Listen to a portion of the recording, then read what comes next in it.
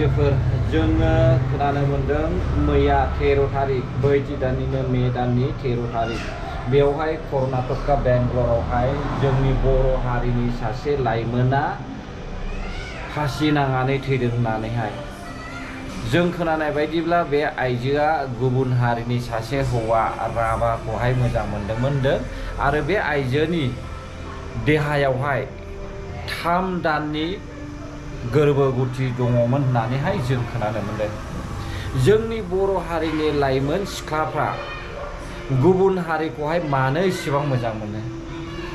गाव हारिनि लाइमोन सेंग्राफोरखौ नागारनानैहाय गुबुन हारिफोरजोंहाय मानो एसेबां बिथांमोना मोजां मोननो हास्थायो?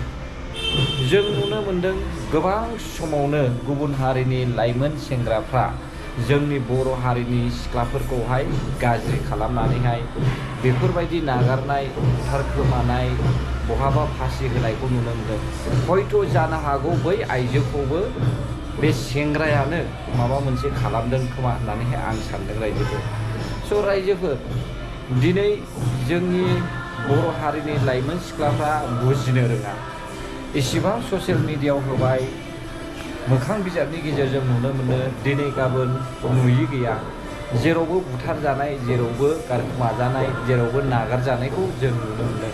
अब्लाबो जोंनि बर' हारिनि लाइमोन सिख्लाफ्रा गुबुन जायगायाव फैनानै बिमा बिफा गैया, जाथि खुरमा गैया होननानैहाय बेफोरबायदि गाज्रि सोमोन्दो लानायखौ जों नुनो मोनो। दिनैहाय सासे मानसिनि जिउआ खहा जायोब्ला बेसेबां दुखुनांथाव आरो बेबायदि मानसिखौ मोनफिननो बेसेबां सम नांगौ रायजो राजा बयबो मिथिखागौ।